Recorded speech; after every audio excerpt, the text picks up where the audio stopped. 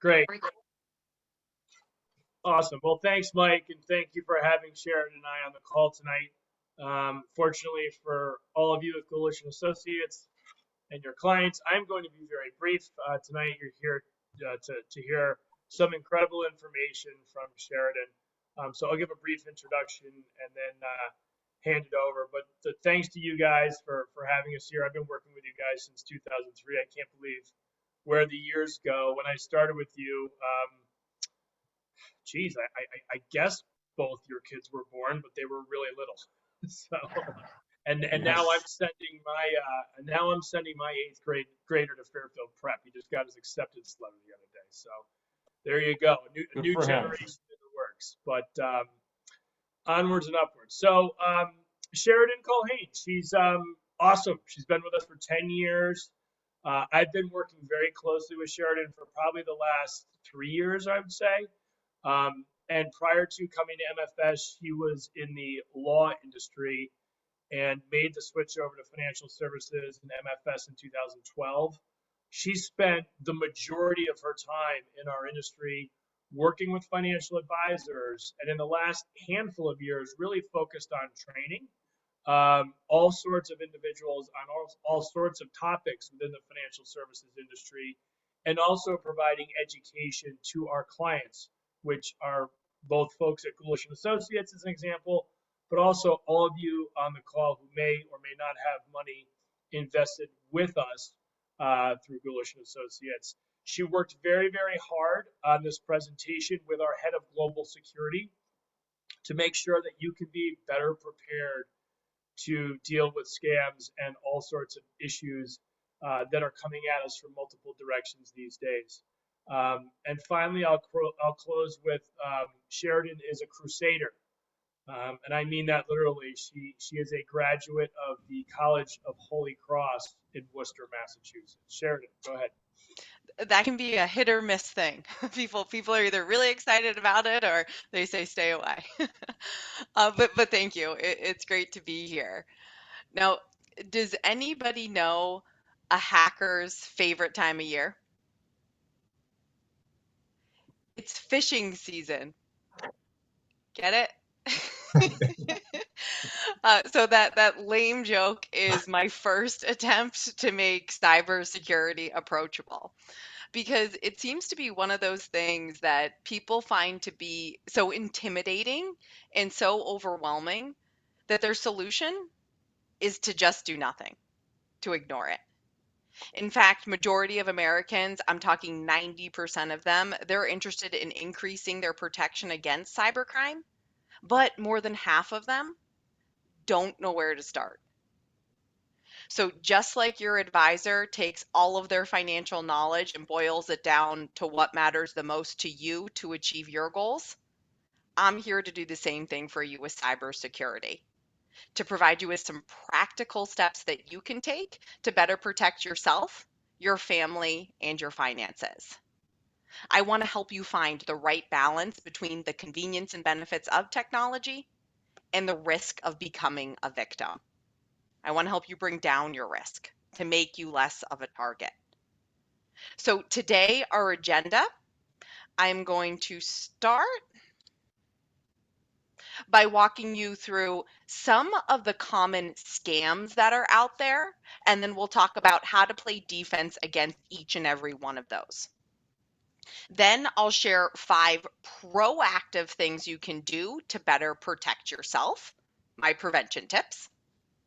And we'll close by quickly running through some immediate steps that you can take if you ever become a victim. Now, for our conversation, I've broken the threats into 3 categories: direct, digital, and hybrid.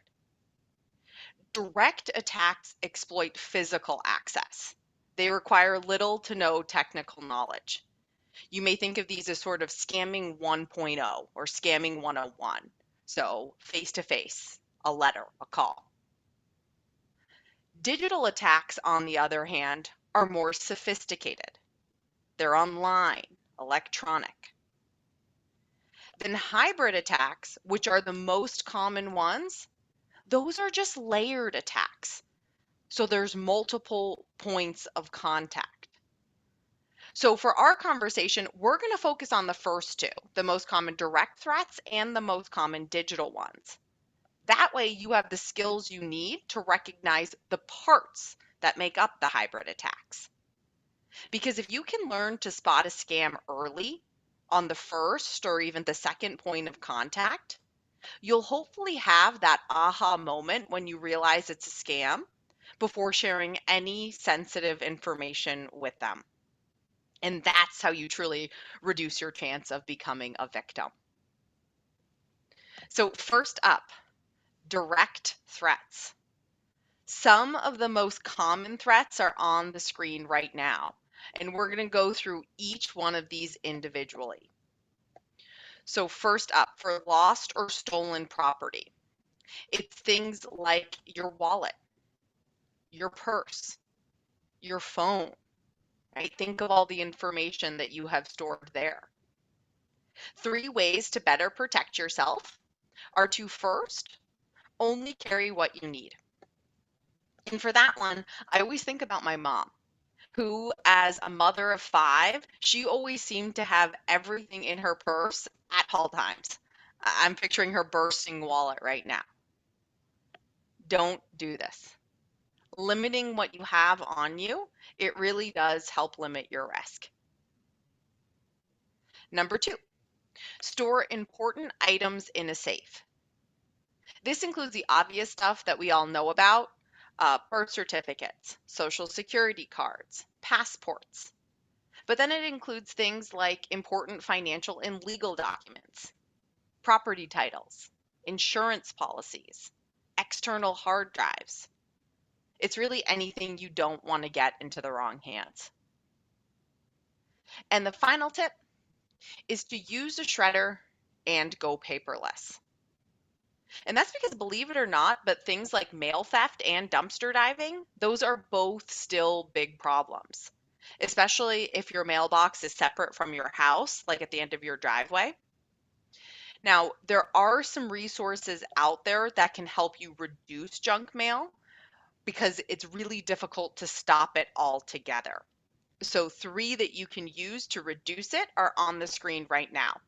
optoutprescreen.com, dmachoice.org, and catalogchoice.org. For mail scams, it's things like fake credit card offers or official looking documents asking you to verify or provide sensitive information. Now, a locked mailbox and those junk mail websites will help you here. But there is also a service that you can sign up through the USPS website. It's called Informed Delivery.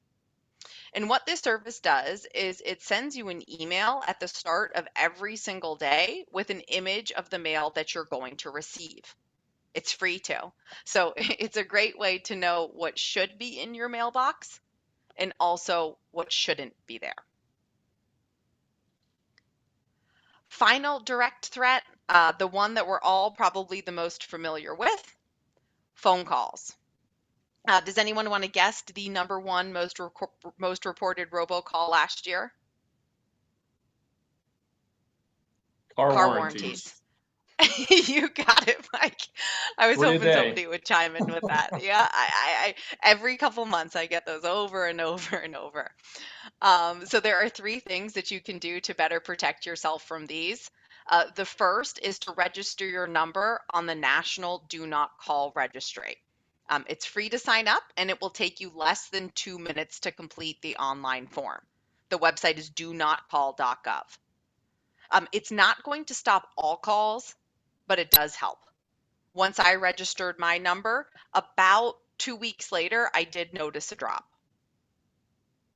The second thing is to go to ctia.org. And based on, well, what this organization does is it represents all of the wireless communications industry in the US. So based on your wireless provider, your phone type, and your service, you can look up what type of blocking services may be available. whether that's through settings or through apps. So if you go to ctia.org and look underneath consumer resources, you'll be able to see what you should do for your specific phone. Then the last tip is to use I call it the don't call us, we'll call you approach. And by that, I mean that if you get a call and it doesn't feel right, hang up. You are under no obligation to stay on the line. Best practice is for you to call the company or the person directly with the number that you have, not the one that they call you on or that they provide to you over the phone. You want to independently verify information whenever you can. The common phrase that you'll hear in regards to cybersecurity is trust, but verify. For digital threats, some of the most common scams related to those are on the screen right now. And for emails, something that's really changed with email scams in recent years is that businesses are more often the end target for these, not individuals. So this is something that you're more likely to see on a business email than you will with a personal one. But either way, the best thing that you can do is to think before you click. So when you get an email and you see an attachment or maybe some blue underlined words that say click here or register here, you always want to think to yourself, where's here? Any URL can be behind that link. Now, a simple strategy that's worked well for a lot of people is to only check their email on a computer. Don't do it on your phone or your tablet. And it's mostly because of the bigger screen. It's easier to catch some common scamming techniques. So things like using a lowercase l instead of an uppercase I, using a 0 instead of an O. All of those things, they're just easier to spot on a larger screen. Now, if you verified the sender, but you're still a little hesitant about it, there are some third-party resources that you can use to scan the email to make sure it's safe. 4 of them are on the screen right now. The one that you can write down, virustotal.com. That's the one that I use, and I'll tell you why in 1 minute.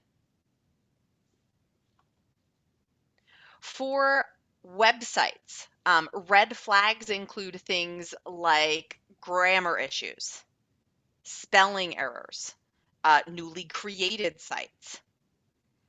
If you see a lot of this stuff, that's probably not a website you want to buy anything from. You don't want them to have your credit card or your contact information.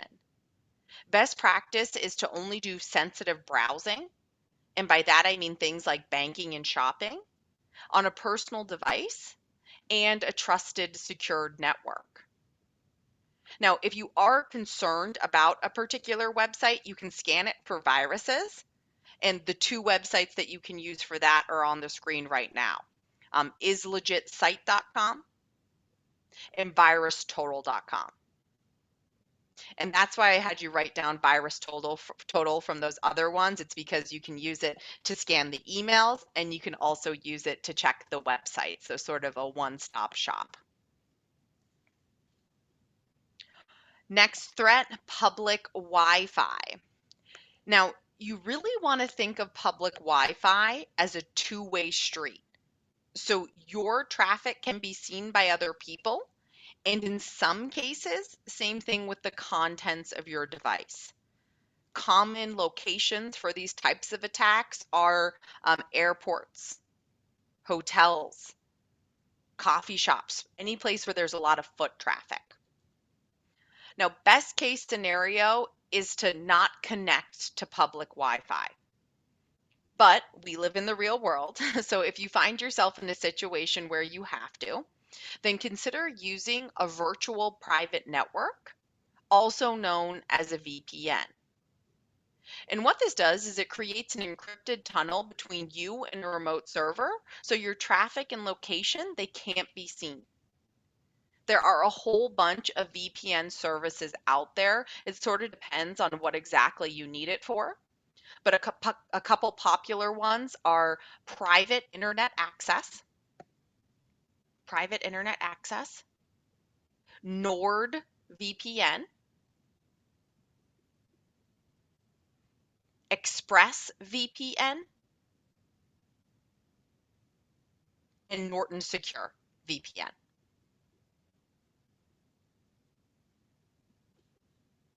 Final threat, text messages. Now, I purposely put this one last because this is the one that experts in the security and IT world, this is what they think is going to be getting bigger and bigger in the coming years. They basically think that text messages will become the new spam call. So be on the lookout for texts with links or requests for money, especially in the form of gift cards or cryptocurrency. Now, there are 3 things that you can do to better protect yourself from these. The first is to go back to ctia.org to see if there are any of those blocking or filtering options for text messages as well. It's right underneath consumer resources. The second thing is to rely on your own common sense.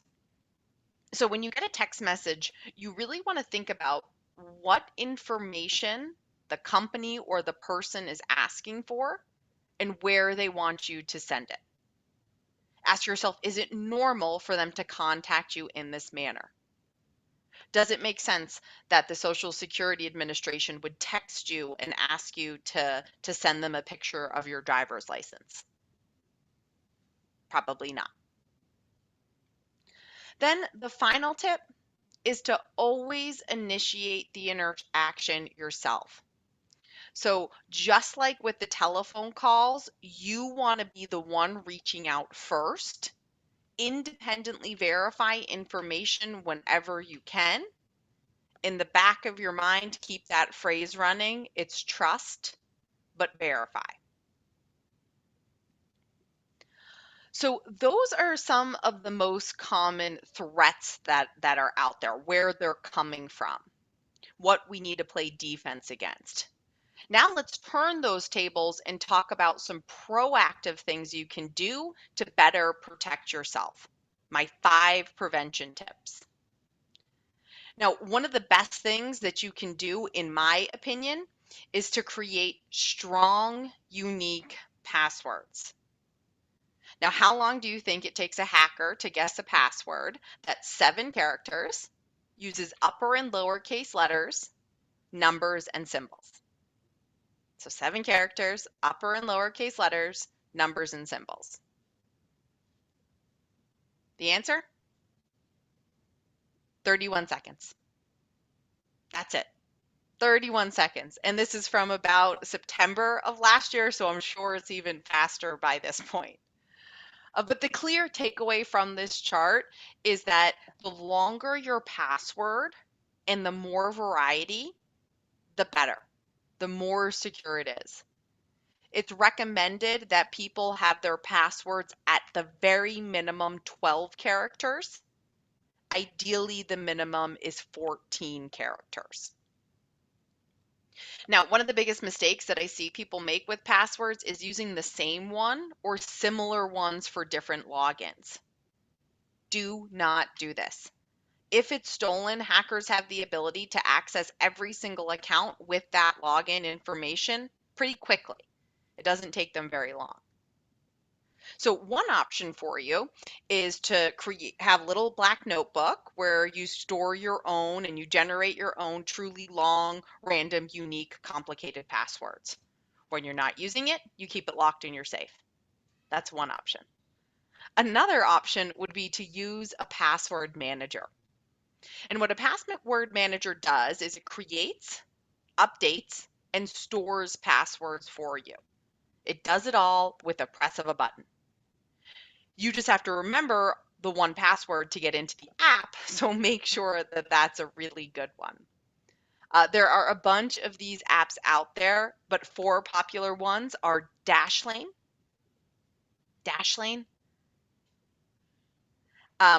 one password, but it's the number one password. Keeper. And LastPass. LastPass. Second prevention tip is to back up your information regularly to an encrypted device. That way you always have a second copy. And to make sure that your software is up to date. So this includes operating systems, web browsers, and apps. Make sure that you're getting all those fixes. If there are any bugs, they get corrected. And here's why. It's because from a cost standpoint, a lot of times it's cheaper to pay a ransom than it is to recover information. And the example that I always think of for this, this happened, it was probably almost about 2 years ago, but it was all over the news. Colonial Pipeline, they were hacked and they ended up paying the hackers that got into their system the $5 million ransom that they demanded in order to regain access. So that's an example of a company that paid. The example of an entity that didn't do this, that followed the FBI's recommendations and didn't kind of negotiate with them, is the city of Baltimore. Back in 2019, their systems were hacked, and they decided to solve the problem themselves. They refused to pay the $75,000 ransom. And do you want to guess how much it ended up costing them to fix it? So this was $75,000 ransom. $18 million fix. So this right here, this is why a lot of companies and individuals, they make the cost-effective choice and just pay the hackers. And because of this, because people have shown a willingness to pay, unfortunately, it's predicted that we'll see more of these attacks going forward. So back up your information and update your software to better protect yourself. The third prevention tip is to review and monitor all financial statements, but especially those credit reports, as those are the ones that tend to fall through the cracks. And oftentimes they can be one of the first signs of identity theft. Now, you can request your own credit report by going to annualcreditreport.com. And if you want to take this a step beyond monitoring, you could freeze your credit or your kids' credit. It's not going to protect you from all types of fraud, but it will prevent criminals from opening up new accounts, which is what most are looking to do. In order to freeze your credit or your kids' credit, you have to contact each of the 3 credit bureaus, Equifax, Experian, and TransUnion. They're on the screen right now. Go to their websites. They have detailed instructions on how to do this. The fourth prevention tip is to be mindful with web activity. And what I'm really trying to highlight with this one here is social media. The danger or the concern with social media is the amount of personal information that people share. Scammers can use this all against you to do things like guess passwords and create profiles. Now, industry best practices suggest that you do 3 things. The first is to keep accounts private and only connect with people that you know. Because what this does is it keeps your circle nice and tight. It makes it so that only people you actually know will be able to see your profile and your posts. The second tip is to always think twice before you share. Because even stuff that seems somewhat innocent, your pet's name, your elementary school, your mother's maiden name, those are all really common security questions. Or the one that I see my family members and friends doing all the time, if you go on a trip and are away from your house, taking a picture and posting it, right? Think about what that means. It means that you're away and now everybody knows it. And the final prevention tip, for social media would be to check the automatic settings for apps. 90% of people do not change the default settings on their phone. 90%. I'd highly encourage you to go through these. They may have access to things like your location, your camera, your contacts, your microphone. Sometimes it makes sense that they have this access. Other times it does not. The point is that you want to be aware of it. So go through your settings to make sure that you're comfortable with what each app has access to. The fifth and final prevention tip, something that you've probably already heard me say twice, is to always initiate the interaction yourself. So when in doubt, you want to be the one reaching out first. Independently verify information whenever you can. If you're walking away with one takeaway tonight, hopefully it's trust, but verify.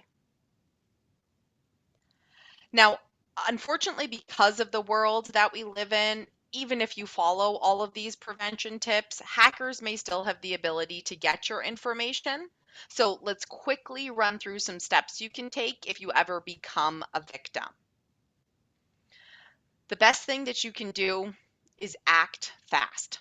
The moment you find out, you want to try to do something about it. That's how you'll limit the damage. And what you should do depends on what they got. If they got money or information. Now, if you paid them with a credit card or a debit card, contact the company right away and ask them to reverse it. You're more likely to get that refund if it was a credit card as opposed to a debit card, but it's still worth trying either way. In most cases, especially if it's over $50, companies tend to be very forgiving here. If it was a money transfer app like Venmo, in most cases here, once you send that money, it's gone. You typically need the other party's consent in order to get it back. Now, if the app is linked to a card, some people have had luck going through that company to get reimbursed, but be on the lookout for a fake refund scam. If someone ever calls or emails you and offers to help you recover the money, don't give them any sensitive information. That's a known scam. They try to scam you and then take advantage of you again. If it was a check and it hasn't been deposited, call your bank to cancel it right away. If it has, then unfortunately, in most cases, you're the one that's on the hook for that. You won't get reimbursed. But in any event, they now have your bank account and routing number, so you probably want to freeze that account. If it was a wire transfer, contact the transfer agency that you use and ask them to stop it right away. It's unlikely that they'll be able to do anything. Wires are essentially the same thing as sending cash, but it's still worth a try. It does happen. If it was a gift card, prepaid card, or cash reload card, these are really tough to trace, and that's why scammers like to use them. The tip here is, and if anybody ever reaches out and asks you to give them the card number and the PIN, have a little red flag go off in the back of your head, because once someone has those two pieces of information, they're able to access that money immediately. They don't even need to wait for you to mail it to them. And finally, if it was a cryptocurrency. So according to the FTC, no legitimate business will ever ask you to pay for anything in a cryptocurrency. So if there's a business that you're working with that's being asked for you to pay them in this manner, it should be an immediate red flag. Now, if you have become a victim here, unfortunately, this money is really tough to get back. It's still worth trying to go through the cryptocurrency agency that you've used to try to get reimbursed. But in majority of cases here, there's just not much that can be done. Now, if they got information like your username or your password, Update your password right away. And if you use that same password for other accounts, be sure to change it there as well. If they got remote access to your computer, run a security software, update your software, then run a scan and delete anything it identifies as a problem. And finally, if they got your social security number, go to identitytheft.gov. You can report what happened and they'll create a personal recovery plan for you. They'll give you all of those next steps. Now, in any event, if you gave them information, if you paid them, you can report the crime. And doing this is so important because it allows different government agencies to track, to follow trends, and then to, in some cases, actually charge these criminals. So internet and international scams can be reported to the FBI at ic3.gov. All other ones can be reported to the FTC at ftc.gov. So I know that I went over a lot with you today in our 35-ish minutes. We talked about the prevention tips, we went through the common scams, and then we talked about some of the immediate action steps that you can take if you ever become a victim. The expectation here is not that you do all of these. That's way too much. My hope is that I raised your awareness about the types of threats and scams that are out there, and that you're leaving here with a couple things, one or two, that you can do to better protect yourself, your family, and your finances. Thank you. All right. Thank you, Sheridan. And wow, a lot of really good information. So even I think a lot of people look at me and expect me to know a lot of this stuff based on my age, but I even learned quite a bit here, especially a lot of the resources that are available. So, and we obviously haven't talked internally here, but I think I wasn't expecting the number of resources. It probably, I guess, makes sense. And Dad, you can nod your head, but it might make sense to put something together to get some of these resources out to people too, just because there were so many of them. So we'll plan on doing that.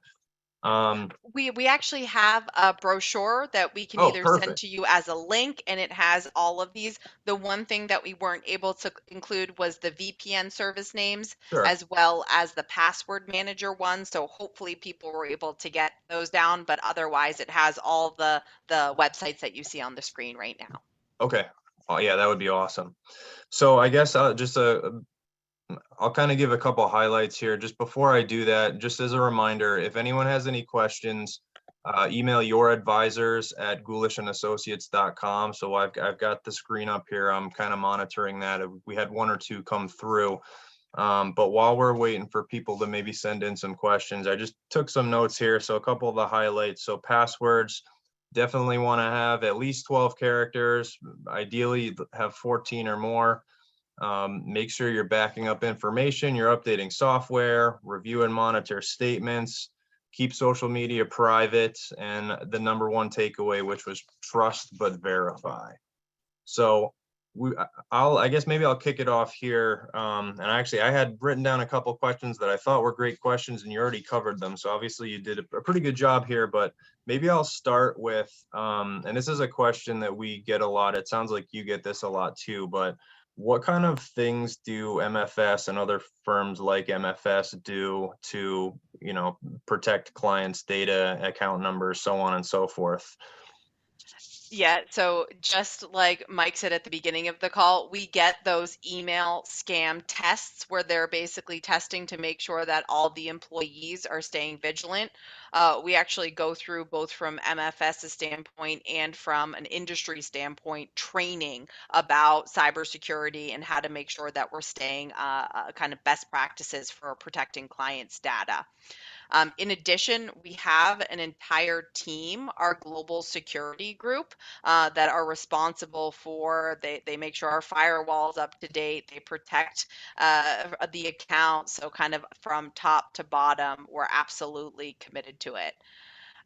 The thing that I think will resonate with a lot of people too is that in terms of when I think of all the different industries, you stack them up, financial services, they're in the business of protecting clients' data day in and day out. So, in terms of the cost benefit for scammers, it's really, really hard to gain access to those systems. There's a lot of time, a lot of resources, and a lot of money that they need to spend in order to gain that access. So, there are just so many other industries like healthcare, municipalities, things along that line where they just don't have the standards that we do in the financial services. So those tend to be lower barriers to entry. And those are typically the ones where we see more scams as opposed to the financial services one where you would think that there would be a whole bunch of them. So hopefully that gives some people some comfort.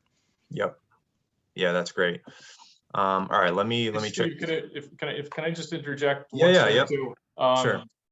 Just to follow up on what Sheridan just said, I actually ran into somebody about 2 years ago who actually worked for a very large firm, and he was actually a hacker. And his job was to hack into computer systems, and which just kind of amazed me when I first saw that. But then when he explained it, companies, and I don't know this for a fact, but MFS, but a lot of investment firms, banks, whatever, hire this firm to try and hack into their computer systems.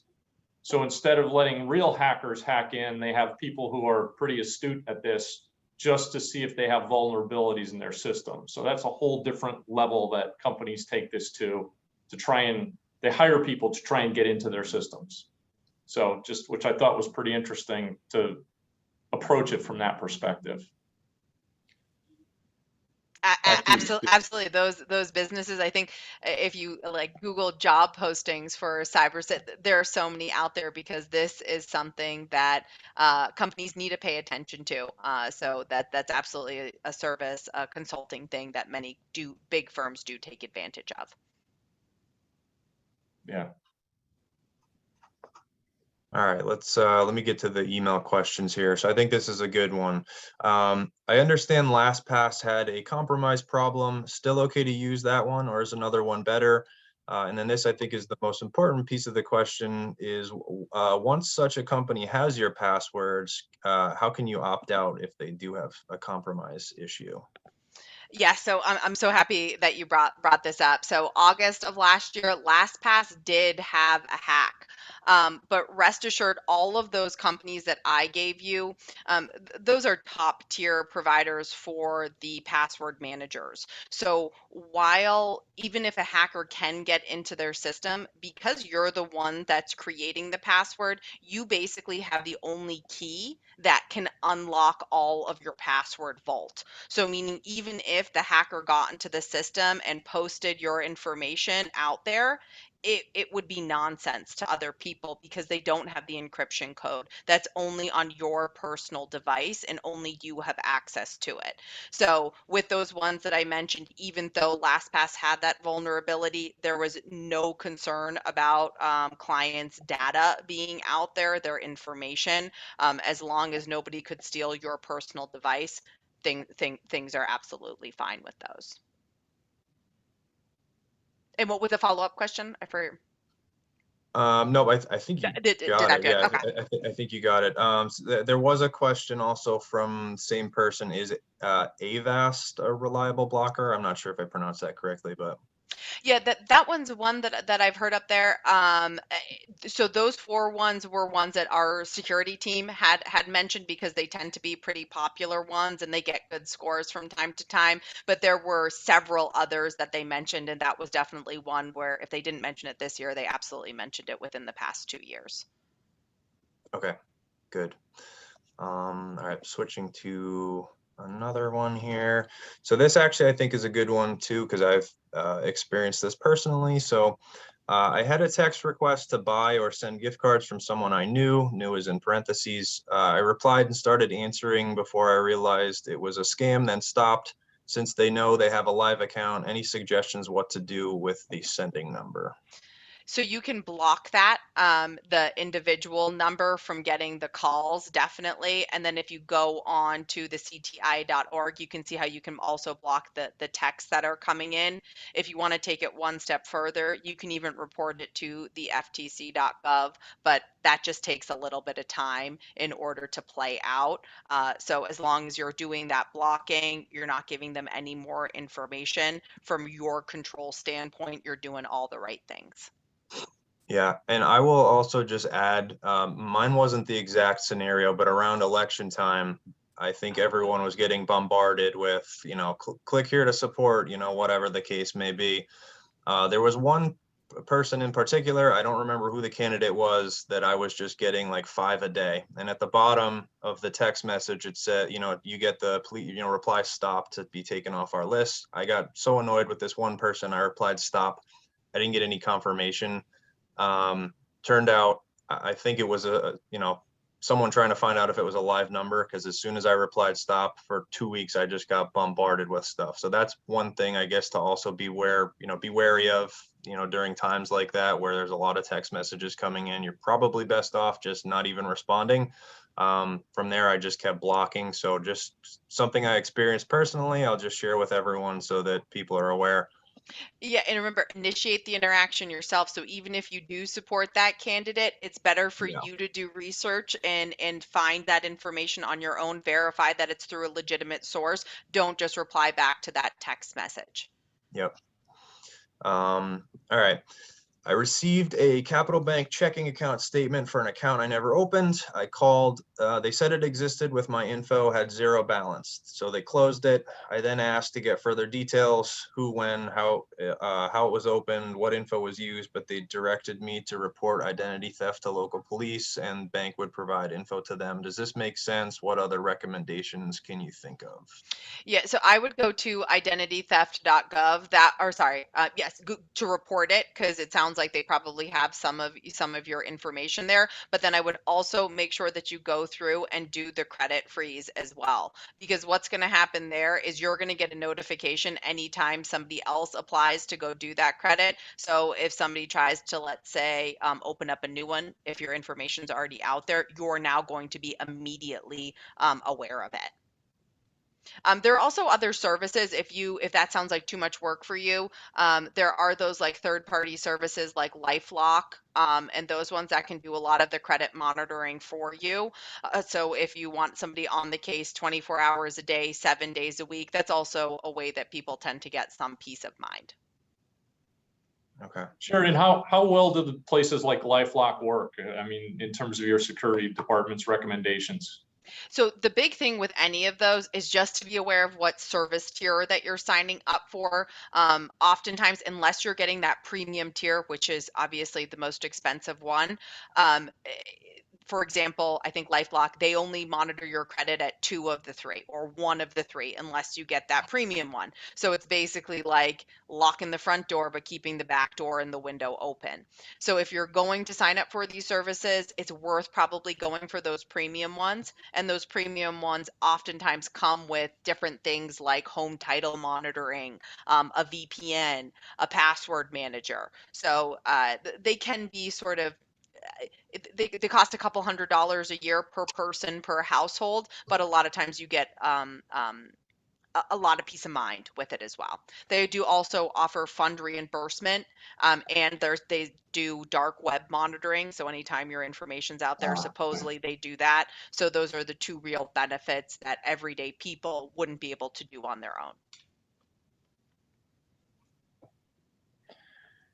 While Stephen's reading questions too, if I could just throw one other thing out, we see this repeatedly, but we get emails in our office, unfortunately, more often than not, from clients who say, hey, I need to change my beneficiary. Here's their name, their social security number, their birth date. I need to, I have a brand new grandchild born. I want to open an account. Here's their name, social security number, and birth date. You really should not be sending those emails. We have encrypted emails, so it's not an issue. However, a lot of the Gmails, Ymails, Yahoo.com, whatever the case may be, none of that is encrypted. So you really don't want to be putting any personal information into an email. an account number, a birth date, a social security number, because you never know who has access to that or who will have access to that in the future. So don't ever put personal information into an email. So I just want to throw that out because we see that an awful lot, because you think it's secure going back and forth, but you never know who's going to see that. Great advice. And that And I will. that Oh, sorry. Go ahead. no, I was just going to say that also applies. That doesn't necessarily only apply to things that you're typing in the body. That applies to things like statements and tax returns too. Tax returns. I don't think people necessarily study tax returns, but tax returns have your social security number on it. So anytime we're requesting stuff like that, we're always offering to send a secure link for you to upload it to. Sometimes we'll get those just kind of in a regular email too. So beware of any attachments you're sending as well and what kind of information's on those. Yeah, and I was just going to say, also use the team as a resource too. You guys were mentioning how many calls you get from people that are victims of different scams. So sometimes if clients have questions like that, they may be able to run it past you because it may be something that you see just because you're exposed to it a lot more.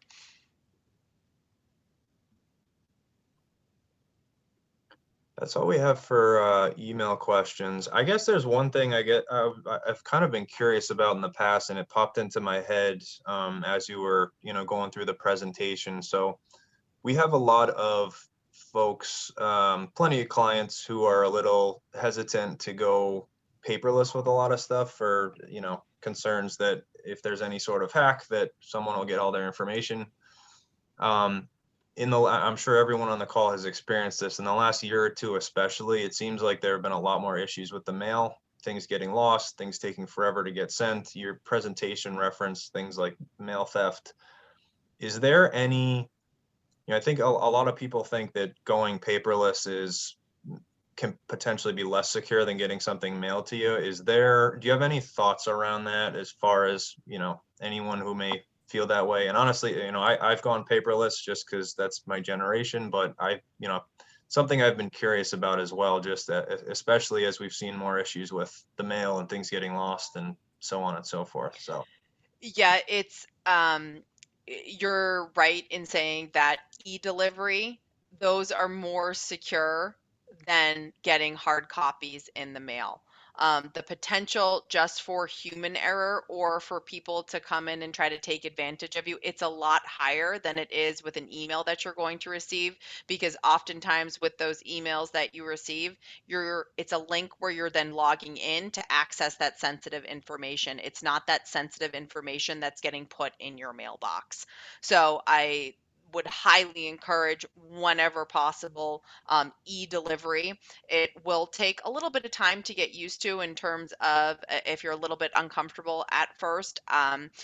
Once you get used to it, you're going to see how easy it is, because then you're in control of every statement that's out there, and you don't just kind of have to look at the calendar and know, oh, here's when my tax return should be coming. Oh, here's when my account statement is.